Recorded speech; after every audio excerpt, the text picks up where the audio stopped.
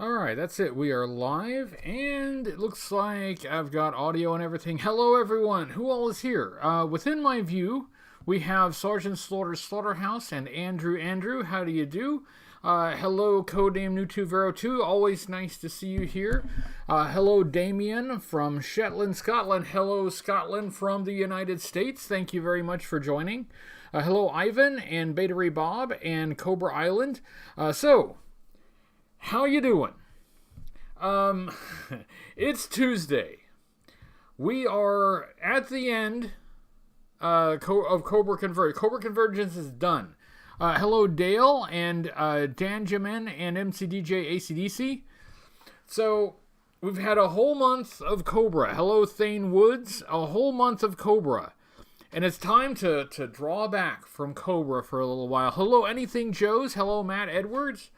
Hello, Jamelin. I don't think I said hello to you, but hello, how do you do? Hello, Adam Verwolf. Hello, Lester. We will give Cobra a rest for a little while. Hello, G.I. Joe Team 6665. Nice to see you. Hello, Mike Layton. How do you do? Hello, Bryce Norton. I hope I didn't miss anybody. Hello, Jeff. Yes. So, one consequence of doing Cobra Convergence is that over the month of July, I say the words Cobra Convergence approximately 60,000 times. So, I'm ready to give that a rest, and focus on some other things. Hello, thanks Cobra Island. I'm doing a live stream. That's what's up, and I'm glad you're here. Hello, Joshua and Beach 76 and Brent. Hello, Brian and Ivan. I think I said hello, Ivan, before, but hello again. Hello, Ryan Daly. Nice to see you. The Dreadnought Divergence. See, that's a great idea. Somebody needs to start that. Hello, Draws. How do you do?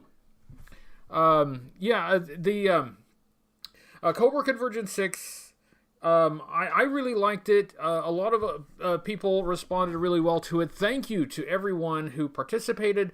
Thanks to everyone who was on the calendar. Thank you to everyone who did your independent things and sent them in so that I could share them. Thank you to everyone who did that. And thank you to everyone who watched and followed. Hello, White Vegeta. Nice to see you. Hey, there's Sparkster. In fact, there's someone right there, Sparkster, who was participating in Cobra Convergence the entire month. So thank you very much for that, Sparkster. I'm sorry, Cobra Island's getting over COVID. I'm sorry you got that, but I hope that you feel better. Hello, JoeFan84. Nice to see you, sir. It's still a few minutes before the actual start time, so I'll just, before I go into anything, I do have a few things to talk about, and a little bit. I have show and tell. I have minimal show and tell, just small bits of show and tell, but I do have a little show and tell. Hello, Bronze Age nerds. Nice to see you there. Thank you also for jumping into Cobra Convergence. Thank you for doing that. I'm glad you liked it, Andrew. A lot of people put a lot of effort into it and did some really amazing things. If I start rattling off all the really cool stuff we saw this month, then that's all I'll be doing for the next hour. But G.I. Joeberg did a feature-length movie. Joe on Joe did a whole radio play. There's an amazing amount of effort and just incredibly awesome stuff. Sergeant Slaughterhouse, who is in here, managed to get a clip of the actual real Sergeant Slaughter, doing a little promo bit for the event. That was really, really cool. So I enjoyed it. I had a lot of fun. I'm so appreciative of everyone who jumped in. This was a little bit of a comeback year, right? Because I was away for a little while. I was away for about a year, and I skipped Cobra Convergence last year. There was some stuff going on in July of last year in my personal life. I don't think I could have done it under any circumstances. That's awesome, Jasper. Great. Hello, Blunted Vegas. Nice to see you there. Hello, Chad. Me too. Codename New2 Vero 2. I'm always inspired to see what people do.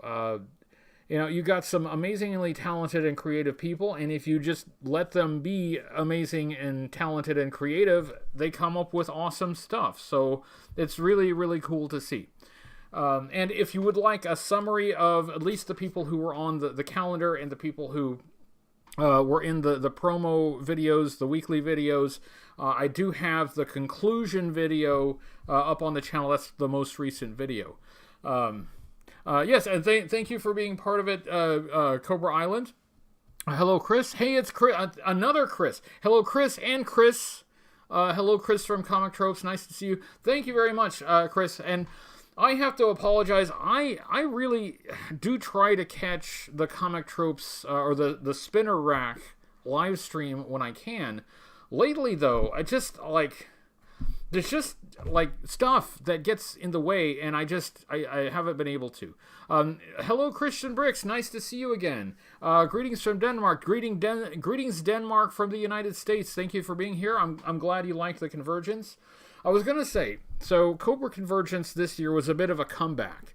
And I feel like next year, I've already got some ideas for next year, but one thing about next year is I think that it's going to be a lot more organized. I think it's going to be hopefully more impactful for everyone who watches it, for everyone who participates in it. Hey, there's Rob Vegas, another guy who was in Cobra Convergence all month. Thank you, Rob. Hello, Cyclonus. Nice to see you. Sparkster did Lego vehicles, and that was a really cool idea. So next year, hello, the Killer Weezer.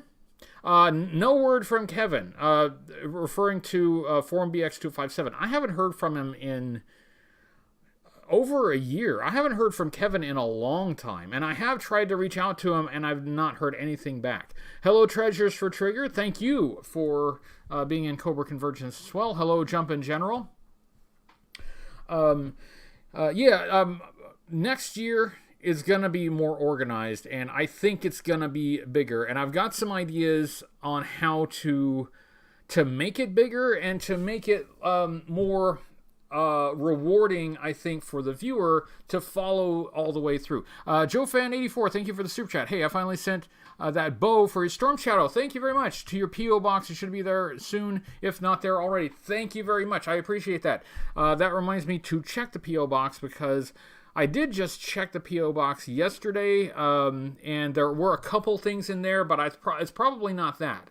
But I'll check it again. So thank you very much, and thank you for the super chat. That's really awesome.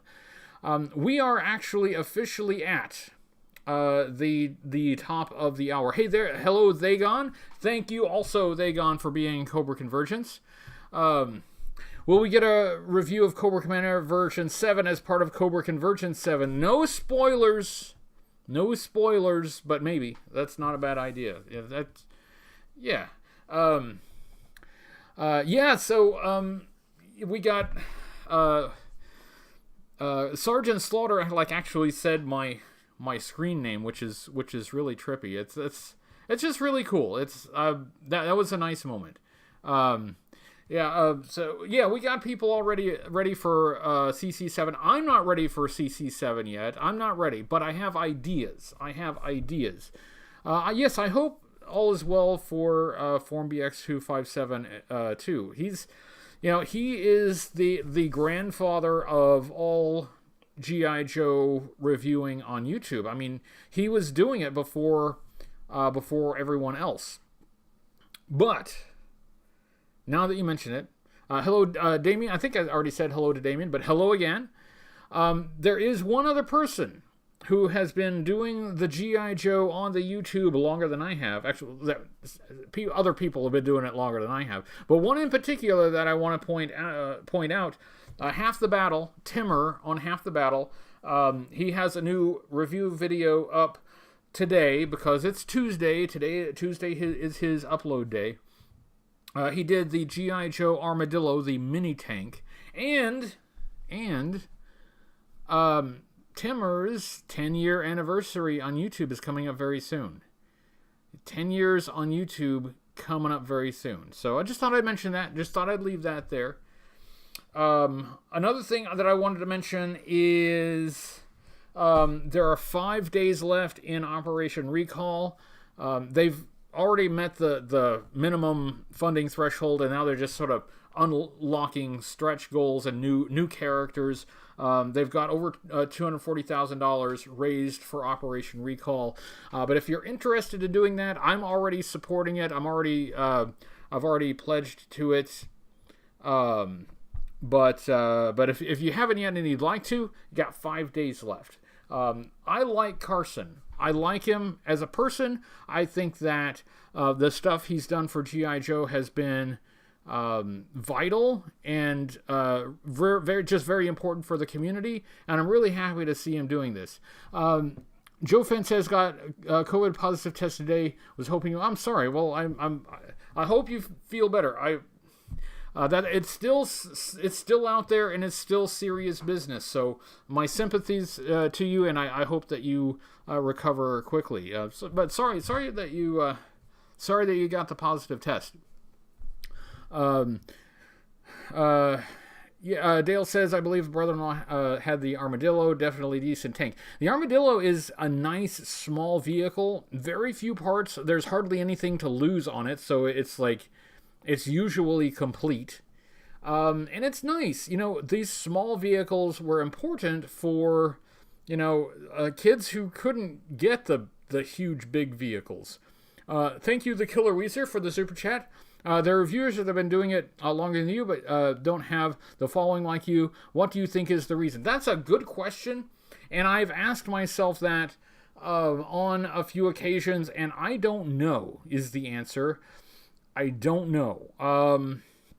Since I don't know, since I don't have the answer to that, what I do is I just try to focus on the content that I like and the people that I care about and the people who are really putting the effort in to produce great material for the community, and in my view, just really doing it right. So that's just kind of what I focus on more than how much of a following that they have or how big a channel they have.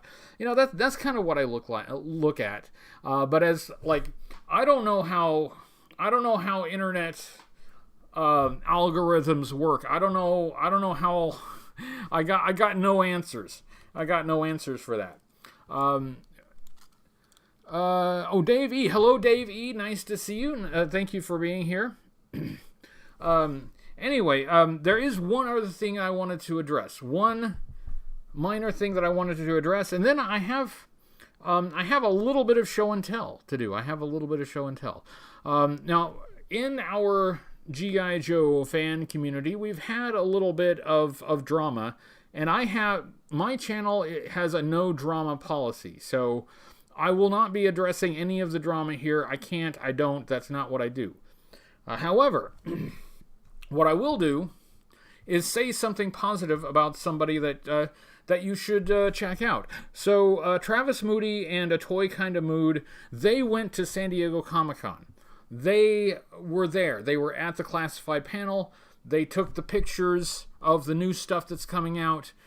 They shared all of that. If you saw my video last week, the picture of Serpentor that was in the thumbnail, that was from Travis, and I asked for permission to use that.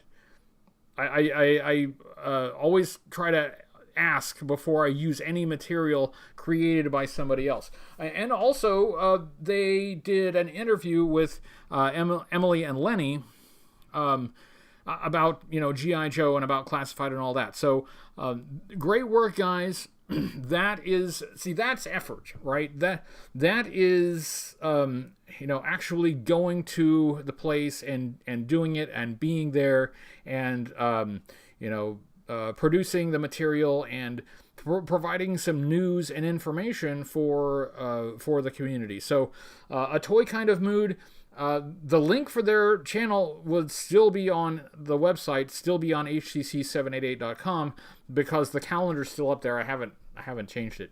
So nicely done, Travis. Nicely done. A toy kind of mood. That's that's it's important, I think, to look at primary sources, right?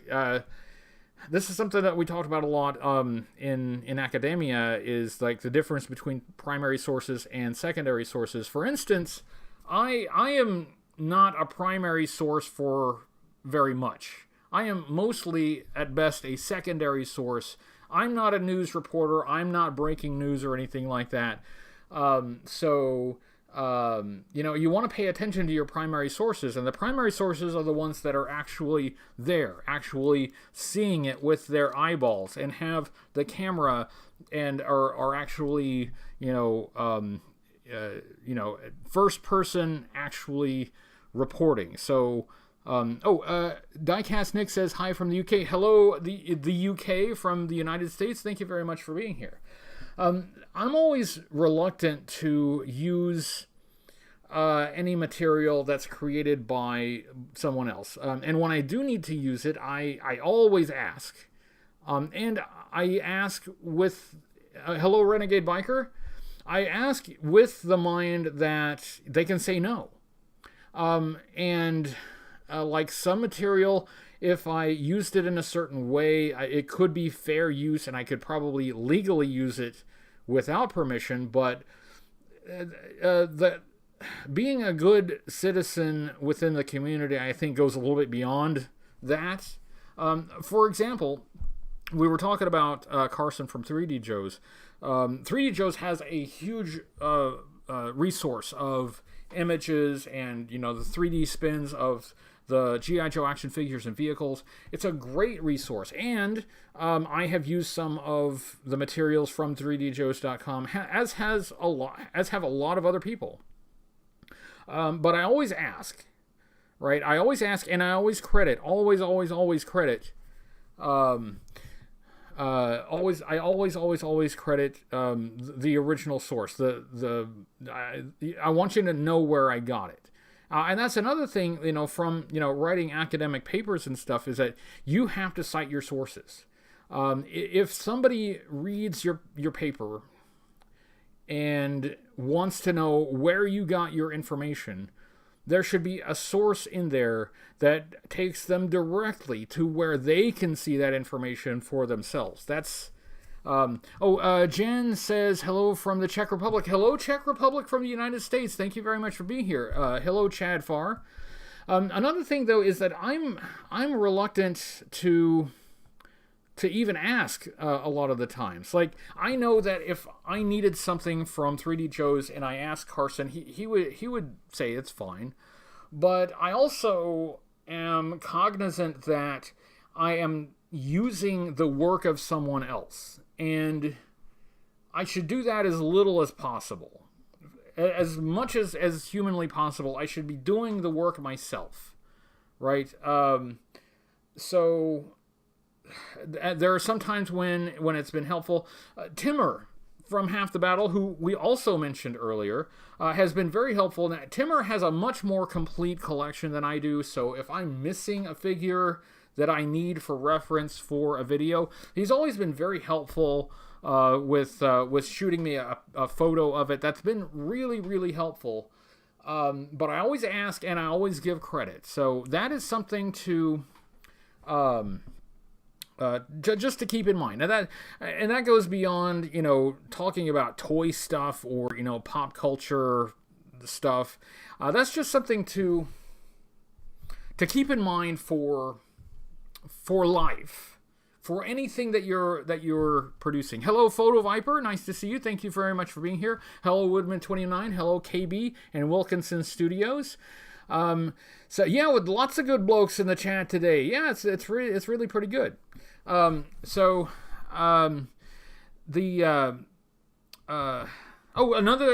example. I just thought of another example. So for my review of Zap version 1, I really needed some images from Dan Klingensmith's book, because he had the photos of the head with the mustache. Thank you, Josiah, for the super chat. Hit the like button, guys. Thank you very much. Thank you for being here, and thank you for reminding everyone to hit the like button. I appreciate that very much.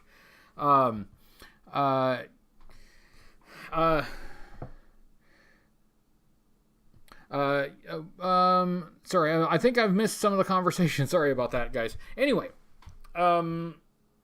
yeah, so the thing is, like, I needed some images. I like the review would not be complete without it.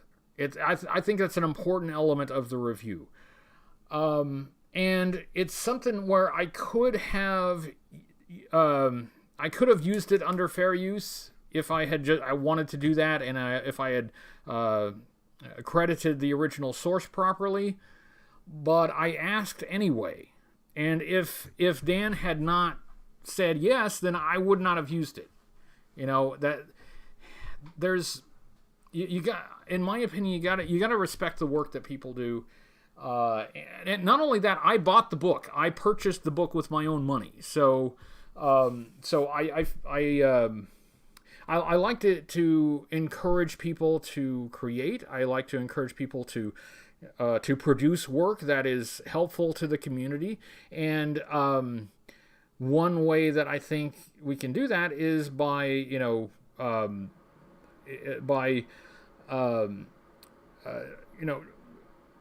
making sure that we direct people to that work whenever it's used anywhere else. So anyway, that's it. Travis Moody, if you want to see their interview with Emily and Lenny from the Hasbro G.I. Joe brand team, that's on their YouTube channel, A Toy Kind of Mood, and the link for that is still on HCC788.com. So check out that. Now, I have show and tell. Should I do show and tell now?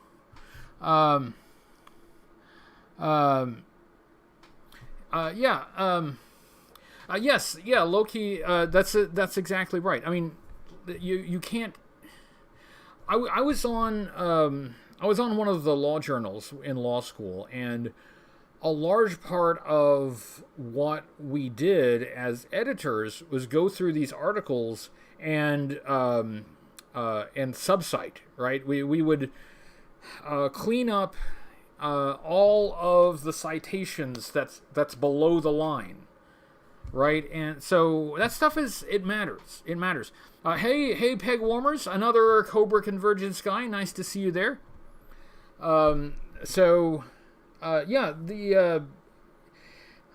You got to consider that, thank you, Josiah. Cobra Island is putting up a crankcase video. Cool. Thank you for pointing that out. So check out Cobra Island's crankcase video. It's not Cobra. It's not Cobra because we're setting Cobra aside for a minute. We've had quite a lot of Cobra. You have to consider that your audience may need to look this stuff up for themselves, right? They may need to follow that rabbit trail to the original source and find out where you got it, right? And one reason is that you could be wrong, right? You could reach a completely inaccurate conclusion, or you could be completely misinterpreting the source material. And if you cite that source material, then the person viewing or reading or watching can go back and check it for themselves. And to me, that's important. That's important. Hello, Stonegate Creations. Hello, Nyquist. Hello, Victor. Hello, Gray Fox. I think that's everyone I haven't already said hello to. But hi, how are you? I have show and tell. I guess we'll do show and tell. Very minimal show and tell. Hello, Matt Rubin. I think I said hello, Matt Rubin. I think I saw another Matt in here too. Hello, everyone named Matt. We always have a few Matts in here. Hello, everyone named Matt. Glad you're here. And we have a few Chris's in here. Hello, all of the Chris's. Hello, the Chris and Matt. Okay, minimal show and tell. I did actually pick up a couple G.I. Joe items, and I will. Hello, What's the haps? Oh, just hanging out, talking to Dave. So we got some Davids in here too. So hello to the Davids and the Matts and the Chris's. Hi, all of you. So I got a couple things. I'll show you what I got. One thing that I got is it's something that I've been focusing a little bit on more. Hello, Johnny. Nice to see you. Hello, Kay Slater. Nice to see you there. One of the things that I got was more reference material. This is the kind of thing that I have been seeking out more lately, more so than the toys and the figures and vehicles, is stuff like this. Hello, Yojo Banjo. Nice to see you. This is the kind of thing that, in my line of work, has proved to be incredibly helpful. This is, it's Lee's, obviously, you can read it. It's Lee's Guides to G.I. Joe Vehicles and Accessories, Volume 1, 1982 to 1985. And this is, it is just exactly what it says. It's photos of all of the parts for all of the G.I. Joe vehicles up to 1985. And the figures and the file cards that came with them. This is helpful. All right. And it's not, it's really just a photo reference, but a lot of times that's all I need. I don't necessarily need a big write-up on all of this. I just need to know what came with this. You know what I'm saying? So this is the kind of thing that is helpful to me. Now, this covers 1982 to 1985. And I've probably got a pretty good, recollection of everything from 1982 to 1985. I don't think they did a Volume 2. This is Volume 1. And I've never been able to find a Volume 2.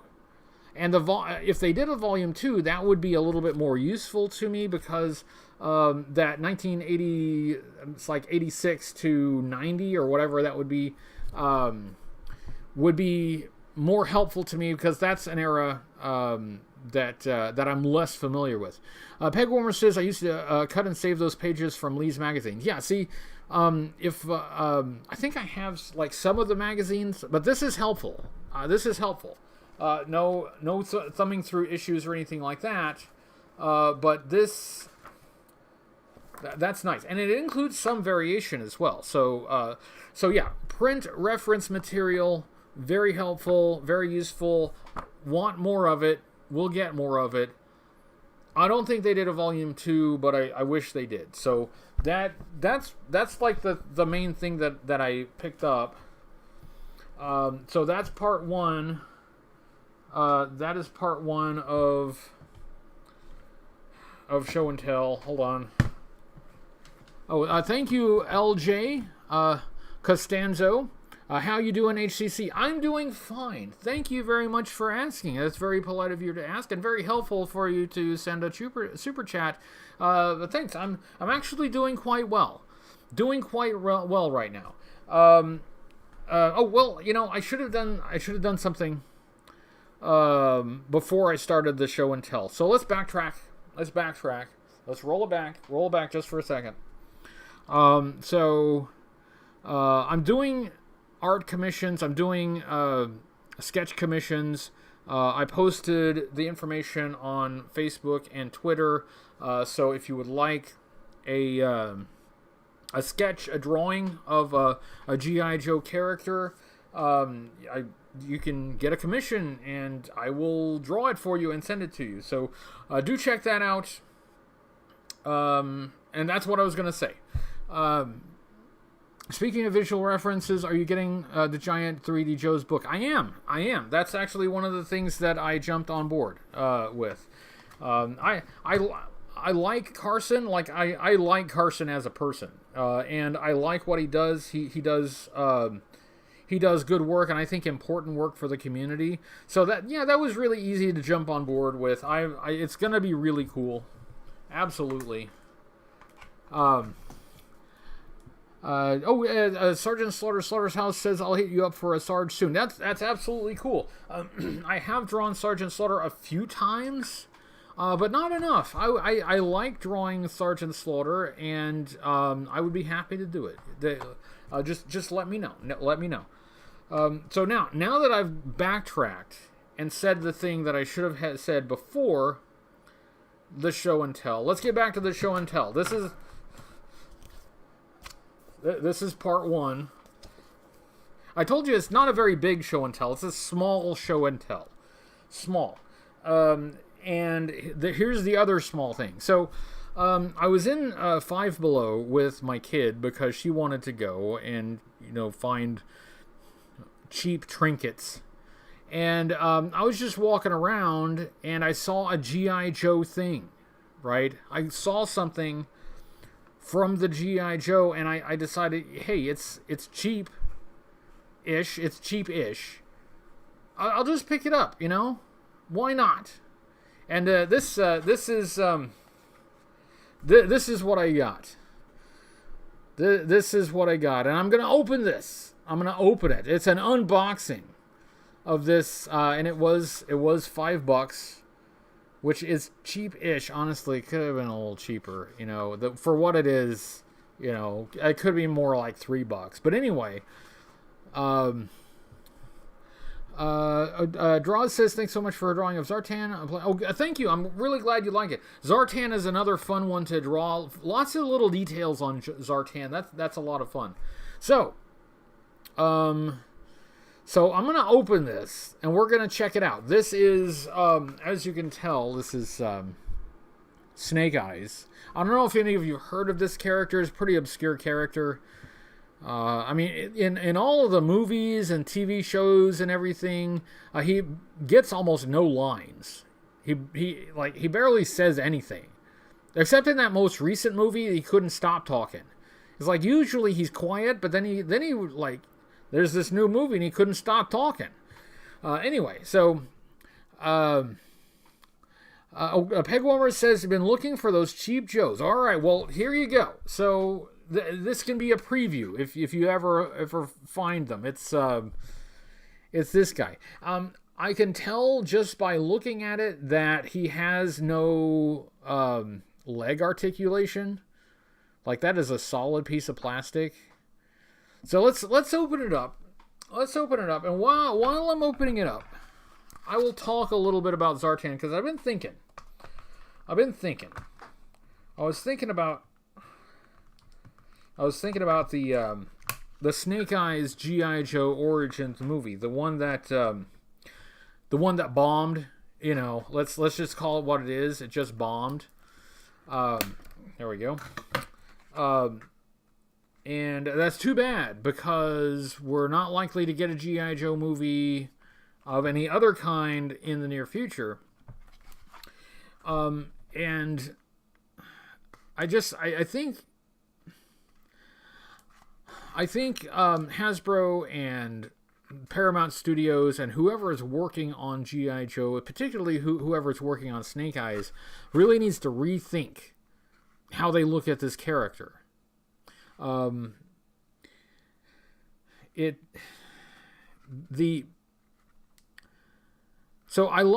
understand that they want to do a Snake Eyes who's not wearing a mask, a Snake Eyes that speaks.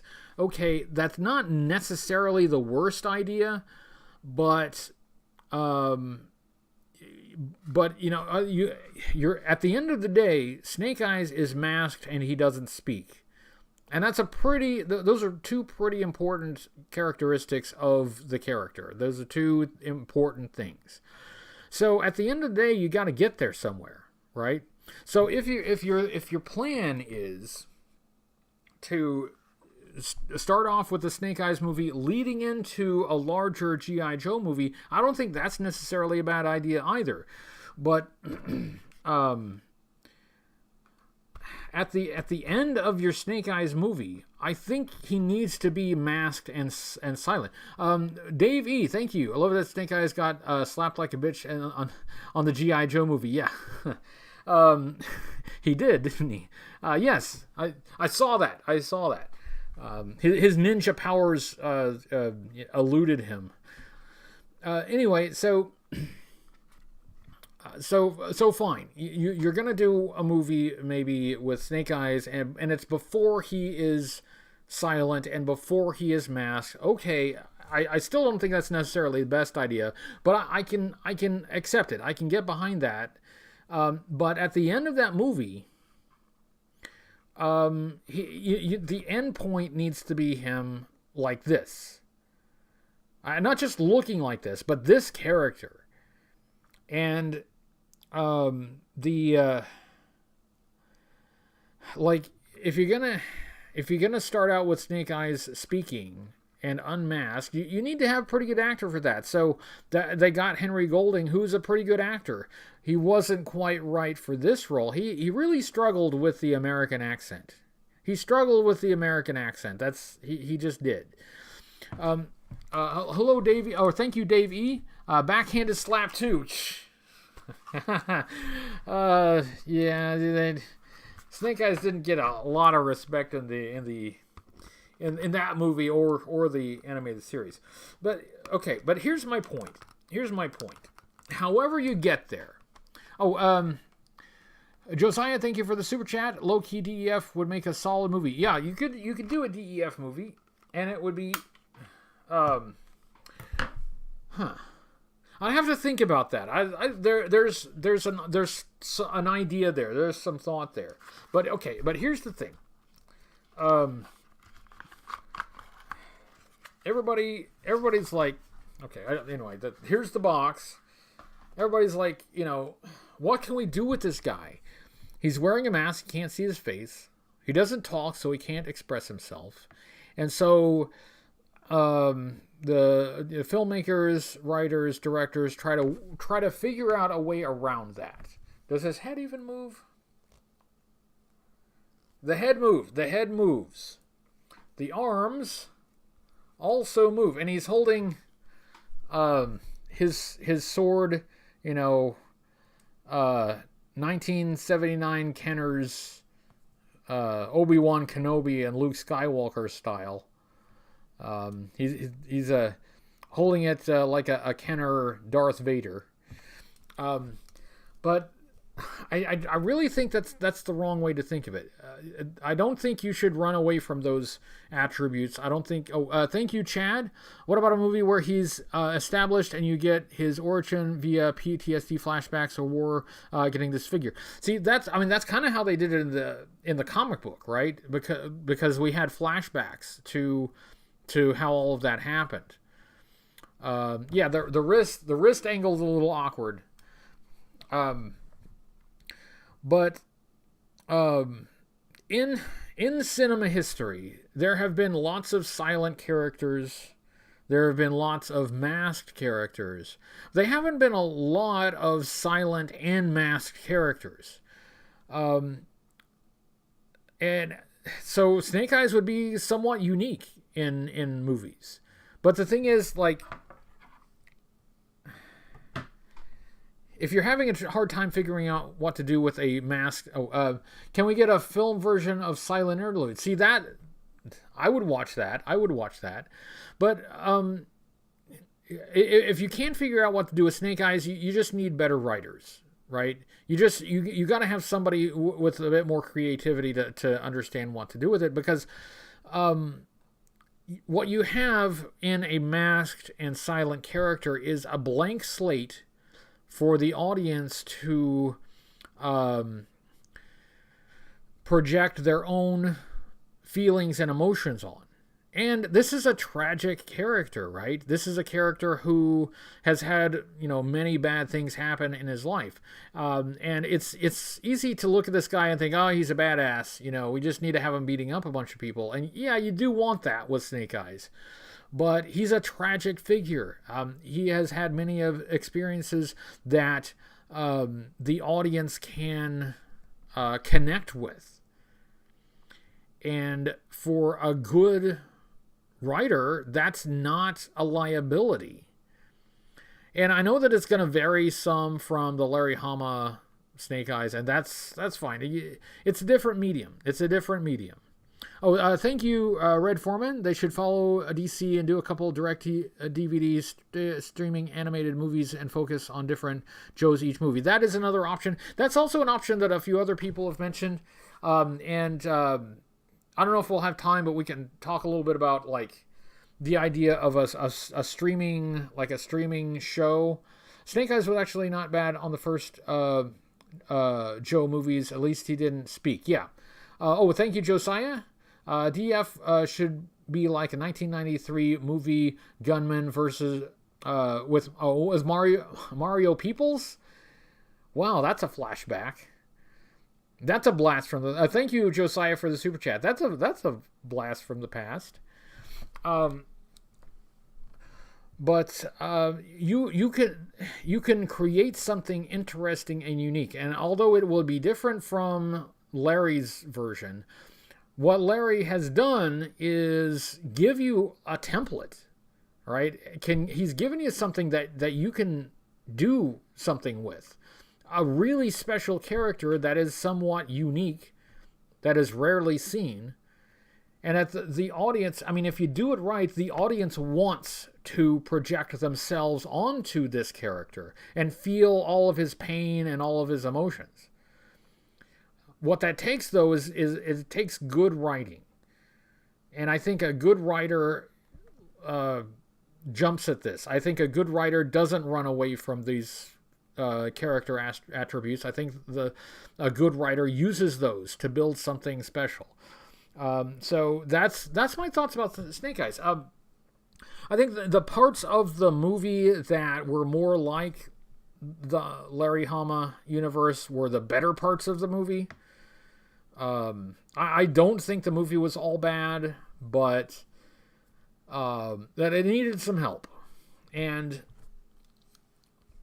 the idea that he's going to be unmasked and speaking and all that, fine. So another thing, like, let's talk about budgets. So you're going to hire a big name or a reasonably well-known actor to play Snake Eyes, unmasked and speaking. Okay, fine, Hollywood, whatever.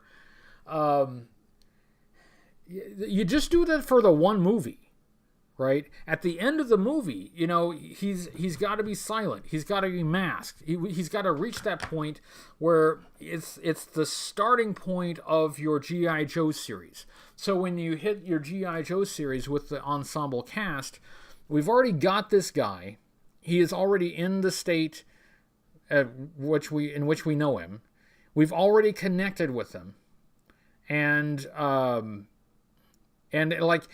he can. He's silent, but he's not a background character. Anyway, that's kind of it. Yeah, sorry, I've missed a lot of the super chat. When I'm holding it like this, it's like from my screen, my point of view, it's like covering the live chat. Like through his arm right there, if there's a super chat that comes up, I can see like the super chat, but it's hard for me to read. Sorry about that. So anyway, Battleship based on a Hasbro board game.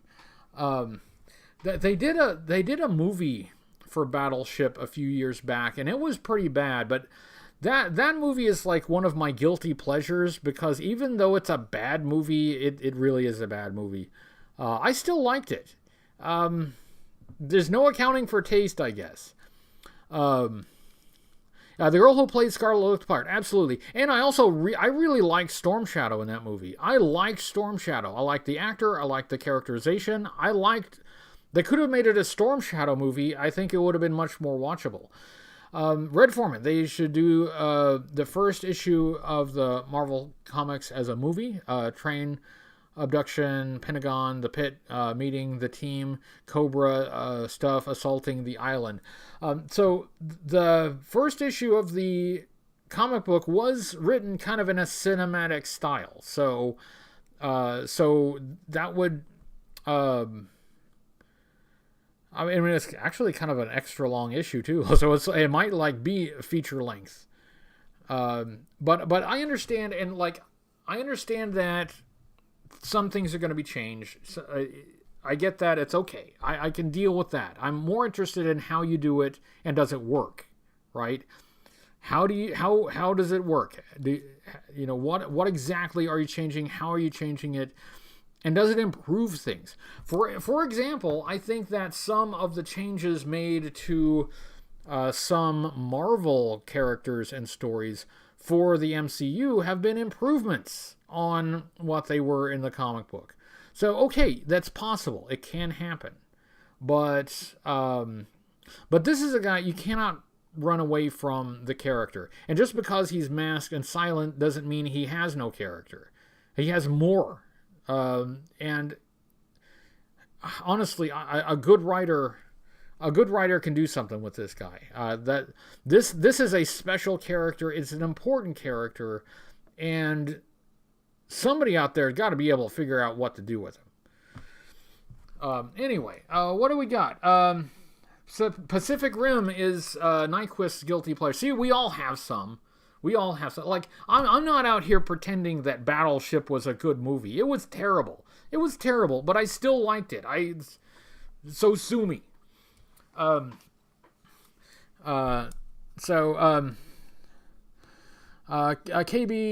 Pacific Entertainment movie, so it's not guilty. However, loves Street Fighter. Yes. Now I saw the Street Fighter movie in movie theaters when that came out. That was interesting. Anyway, so this is this little statuette. There are 3 points of articulation only. His head will turn. It's pretty tight. His arms will swivel. His legs do not move. But he does have holes in the feet for figure stands. Looks like where's my bag of figure stands? Where did I put it? Oh, here. Is that going to fit a vintage figure stand? Let me see. Hold on. I have these things just lying around everywhere. So let's see. Is this going to fit a vintage figure stand? Is it too small? It's too small, isn't it? Yeah, the hole for the foot peg is too small for a vintage stand. And I can tell by looking, it's too large for a modern stand. So this will fit neither vintage nor modern. I don't know what the point is of having the holes in the feet to begin with then. Or maybe this series has its own set of figure stands. That's vital. Why is that in the package somewhere? I don't see any figure stands in here. Let's see. Rob says, watched Mad Max 2, aka The Road Warrior, about 700 times. I've seen that movie. See that, like, here's one thing that I think everybody should keep in mind. You're allowed to like things even if other people don't. And there are people who liked the Snake Eyes movie. One thing that I thought was interesting is that I went to see Snake Eyes with my youngest daughter when it first came out. And she ended up liking it. She actually liked it. And I know Chris from Comic Tropes has mentioned that he liked the movie. So it's not a matter of like being right or wrong about liking something. In fact, I've said this before, I maintain it. Liking things is better than not liking it. So if you can find a way to enjoy something that other people don't enjoy, then you are ahead of the game. All right, you win. But one thing that is not subjective is the box office revenue for the movie, and that's kind of more like indisputable. And the movie, like, whether you liked it or not, the movie needed to do well. It needed to make money in order to, go forward and build on it. So anyway, this is a hunk of plastic. It is pure plastic. Honestly. Like, the sword is, of course, is bendy. I mean, you don't want kids poking their eye out with it. The rest of it is pretty solid plastic. And this, it was only $5, but honestly, $3 for this. I'd do $3 for it. I mean, yeah, like, I think they had the Baroness and Destro there too. But that'd be $15, and I don't want to spend $15 plus tax for 3 of these. That's just too much. You know what this is for? This is for, like, the mom or the dad in the store with the kid, and is like, the kid wants a toy. Give me a toy. Give me a toy. Oh, that one's only $5. All right, you can have this one. Here. Play with it. It's got a sword. Poking my eye out with the sword. That's what this is for. This is not a collectible. This actually is. Hey, you know what? This is different from Classified. From, like, this is a much better product, a super better product. But this is really geared toward adults. This is more for collectors. If you want a G.I. Joe toy, a new one that's actually made for children, this one's actually made for children. It's indestructible. You know, this you could give to your 4+ aged child, and they will not be able to destroy it. Could you do $5 for a Cobra Law? There was a time when, Cobra Law figures were not very expensive, and it wasn't that many years ago. But now everything related to vintage G.I. Joe is expensive. The prices have gone up. Space Hunter, what are we're still talking about guilty pleasure movies? That's a great topic. I love that topic. There are movies, there are bad movies that I like. In fact, I'm something of a bad movie aficionado.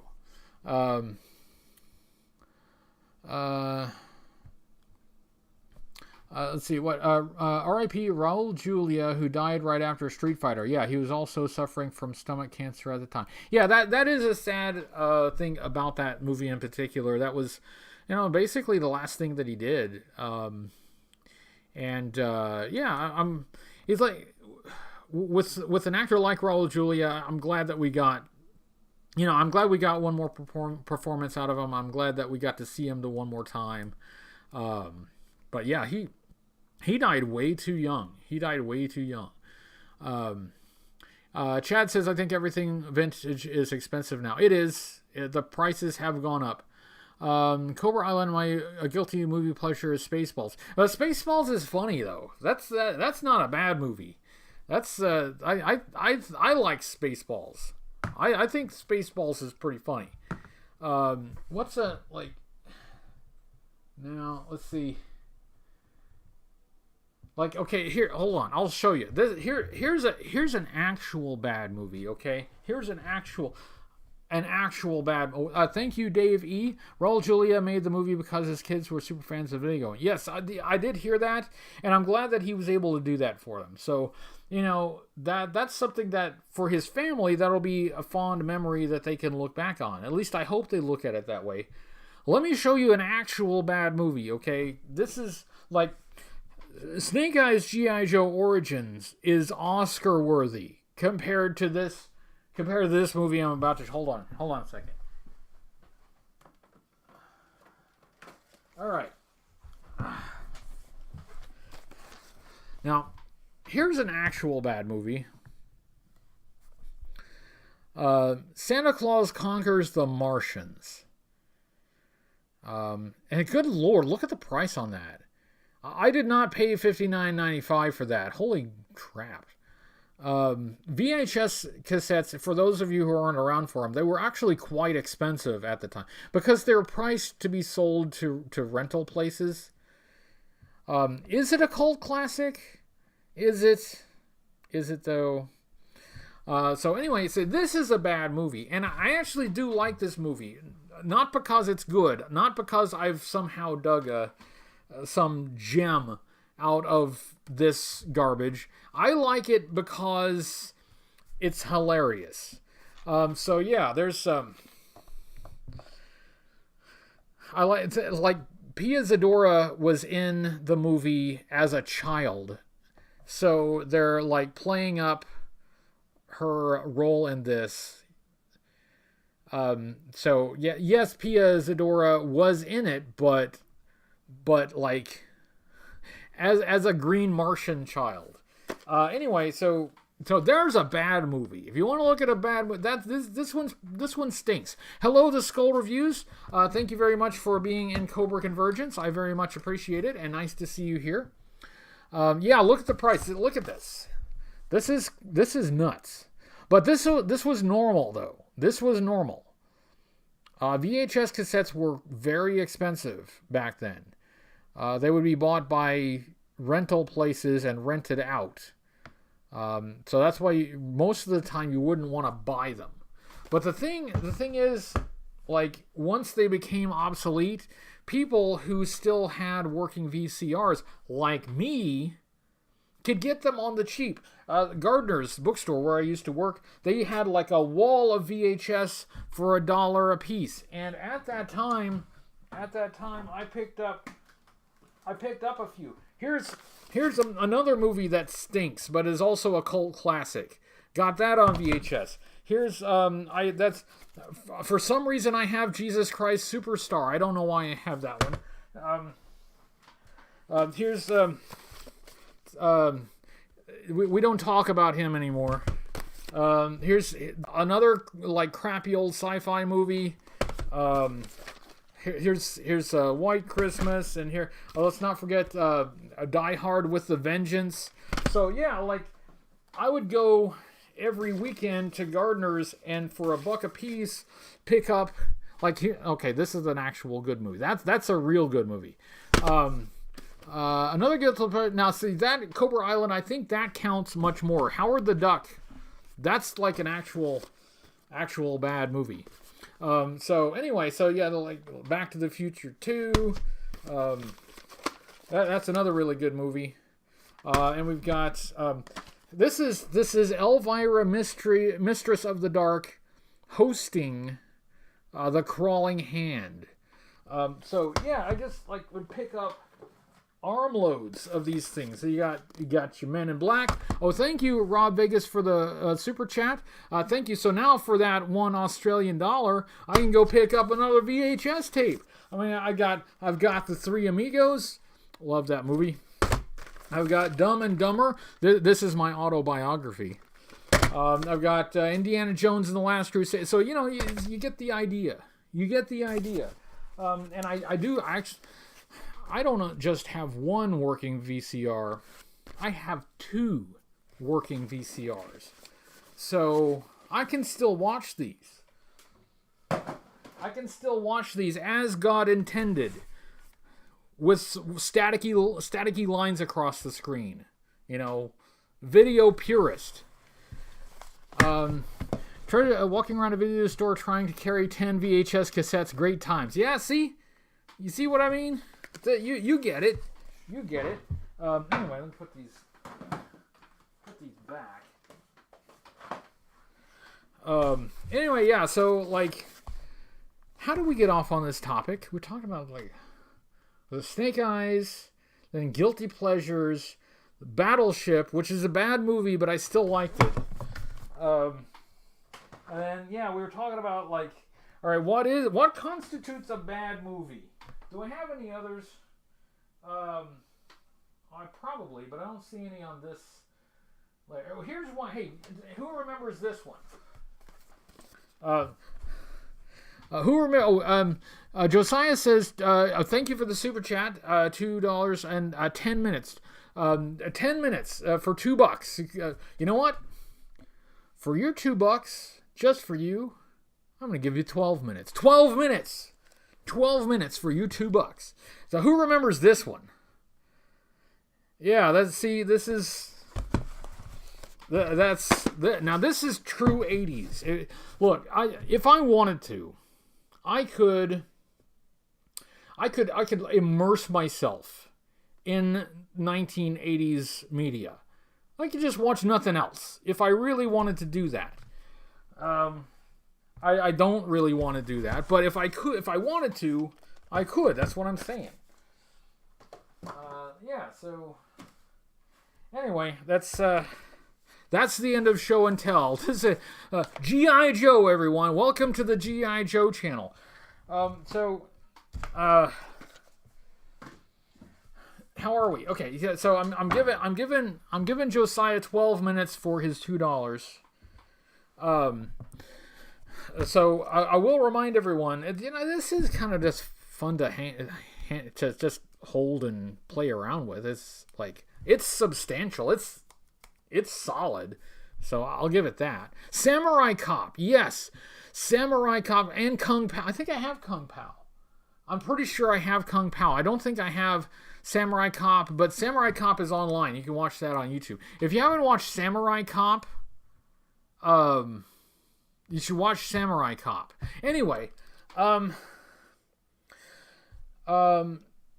was I saying? Okay, before we wrap up, I announced on the Facebook and the Twitter that I am doing art commissions. Some of you guys have already gotten some of my artwork. I do pencil sketches. So this month I'm doing fine. Okay. By the way, I'm okay. I'm not destitute or anything like that. However, like I had a friend who is sick and not able to work, and so I helped that friend out a little bit.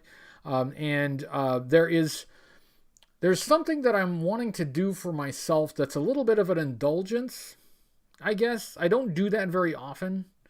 So if you have any inclination to commission a G.I. Joe sketch, the instructions are on the Facebook account and the Twitter account, and I would be greatly appreciative. So thank you, and yeah, I'll jump on it. So yeah, Snake Eyes. Thank you, Dave. Six String Samurai is a cult classic. I think I don't think I've seen Six String Samurai, but I've seen something about it. I saw either a poster or a video about it or something. I know I'm at least somewhat familiar with that, but I don't think I've actually seen it. The Skull Review says, I was struck by lightning and bit by a cobra. That's unlucky. That's like, don't go to Vegas now. Don't play the lottery. Just give that a minute. Let that luck cycle run out. That's pretty tough. Thank you, Treasures. Thank you. I honestly, one of the reasons I haven't been buying a lot of stuff is that I've really been trying to focus on, taking care of business, taking care of other priorities. So it's been very rare that I have done anything that's actually just for myself and not like for somebody else, for the channel, for that kind of thing. So, but this is something that that I would like to do for me. So there's that. Anyway, and like nobody has any obligation to do anything like that for me. Nobody has any obligation to do anything, right? This is the internet, right? There's no obligation that you have to me in any way, shape, or form. If you are, for those who do help, I greatly appreciate it. I really do, but I don't feel entitled to that. I'm not entitled to it, not at all, not even a little bit. Crazy but cheesy fun. See, crazy but cheesy fun is my kind of style. That's my kind of thing. So, you know what? I'm reading through the live chat. If you wanted some great recommendations for cheesy, bad, but entertaining movies, I'm seeing a lot of movie titles scrolling right now. So go watch the replay and read the live chat, man. There's some good suggestions in there. But yeah, I do. What was that movie with Tom Cruise as a samurai? That was The Last Samurai, wasn't it? I'm pretty sure that's what it was. Anyway, there's Tom Cruise should have been the last ninja. Should have worn a mask and had no lines. Snake Eyes is a great character. Snake Eyes can carry a movie on his own. Thank you, Josiah. What's on Joe Mind Friday plus Cobra Island crankcase. Thank you for the reminder. I did mention Cobra Island's crankcase video, but I did not mention What's on Joe Mind. That's another show that I do my best to catch when it is live and actually hang out in the live chat. I haven't been able to do that every week, but I really try to as much as I possibly can.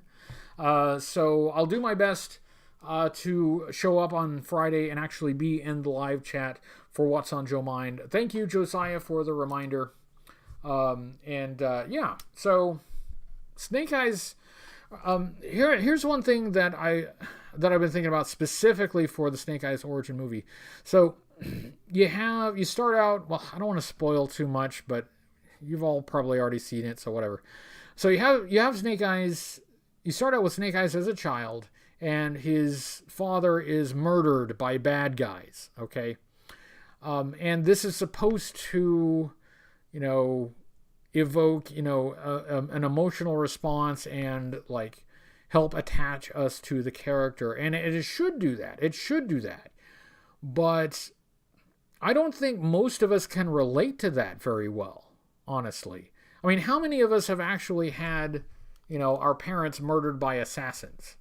Probably in this chat, only like 2 or 3 of us have had our parents murdered by assassins. But compare this though to a very similar scene in Guardians of the Galaxy, okay, where it starts out with Peter losing his mother in the hospital, and that scene works, whereas the scene in Snake Eyes doesn't. It works because it's relatable. It works because we probably have all had that experience, and we understand and we feel the pain and the loss and the regret, right? So that works, and that attaches you to the character. Whereas what they were doing in Snake Eyes, I get it. I understand what you were trying to do, but it just doesn't work. It doesn't have that impact because it's not relatable. That doesn't happen. So anyway, I've already done a review of the Snake Eyes movie, and I don't want to do a whole new review of it now. My point is, this is a really good character, okay? This is an important character.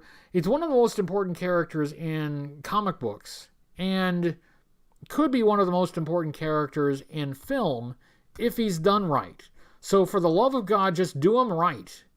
And if you have a writer or a director who just can't figure out how to get around the fact that he doesn't talk and that he wears a mask, get a better writer and a better director. Hire somebody else. Hire somebody who can actually figure it out. Because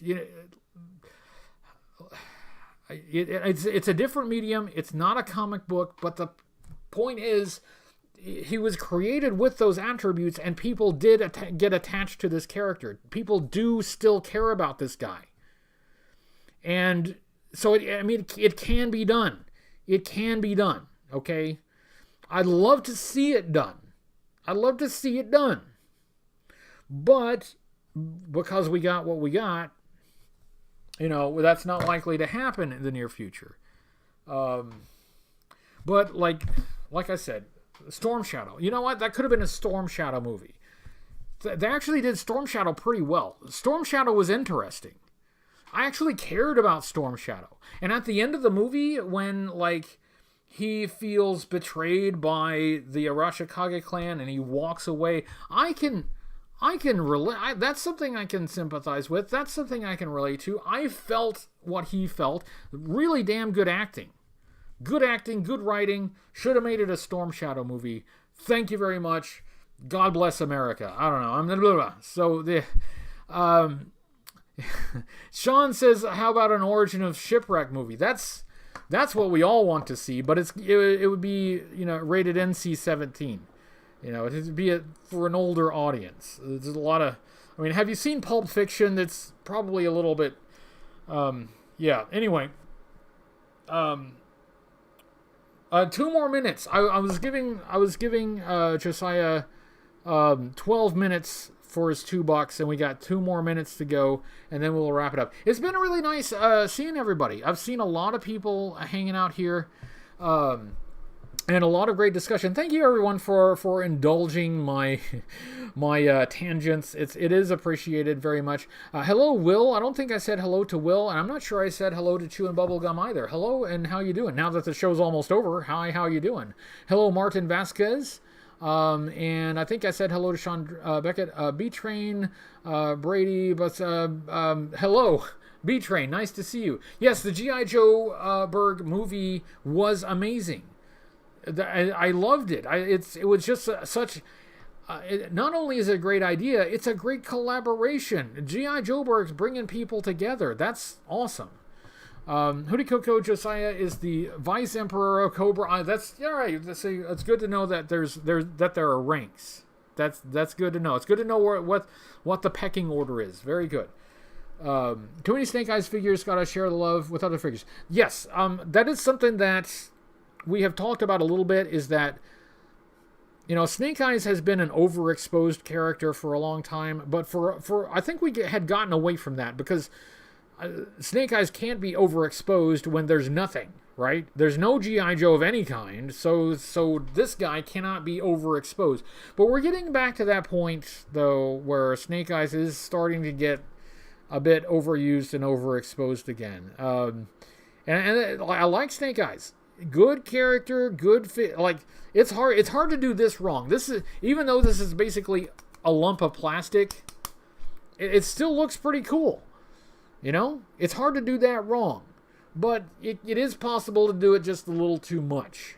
So anyway, we'll work on it. We'll see what we can do. Okay, so I've given the extra 2 minutes. I gave 12 minutes for the price of 10, but it is time to wrap it up. Thank you, Lester. Good night to you too. I will say thanks and good night to everyone. Thanks for being here. We'll do this again next week.